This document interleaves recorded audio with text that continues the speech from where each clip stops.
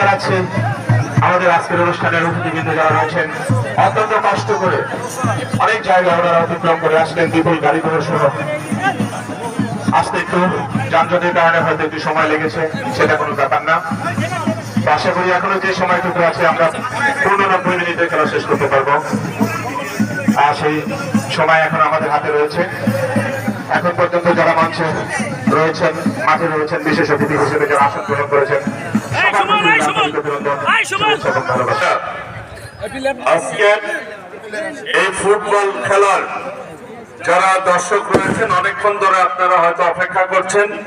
আমি সবাইকে, দুই দলের প্লেয়াররা রয়েছেন সবাইকে এবং উপস্থিত যারা রয়েছেন সবাইকে আমি আমার ব্যক্তিগত পক্ষ থেকে, বাংলাদেশ জাতীয়তাবাদী দল কেন্দ্রীয় নির্বাহী কমিটির পক্ষ থেকে, সর্বোপরি মাটি মানুষের নেত্রী, আমাদের প্রিয় নেত্রী দেশনেত্রী বেগম খালেদা জিয়া, বিএনপির ভারপ্রাপ্ত চেয়ারম্যান দেশনায়ক তারেক রহমানের পক্ষ থেকে জানাই সবাইকে সালাম এবং শুভেচ্ছা। আসসালামু আলাইকুম রহমতুল্লাহ এবং পবিত্র ঈদের শুভেচ্ছা। ঈদ মোবারক।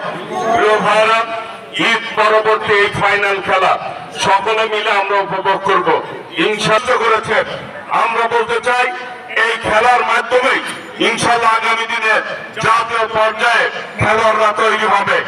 এই যারা আয়োজন করেছেন তাদেরকে আবারও ধন্যবাদ জানিয়ে, বিশেষ করে এখানে মাহমুদুল হক সানু সাহেব এবং আজগর আলী সাহেব জেলা বিএনপির সদস্য সচিব, সাবেক থানা বিএনপির সভাপতি উপস্থিত রয়েছেন এবং ফারুক সাহেবের ছোট ভাই লাবু উপস্থিত রয়েছেন।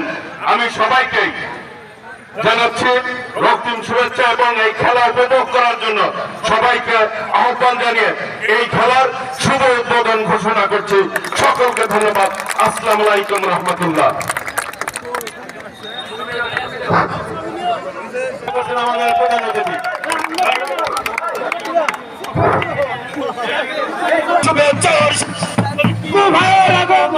নবাসীর পক্ষ থেকে, লাবু ভাইয়ের পক্ষ থেকে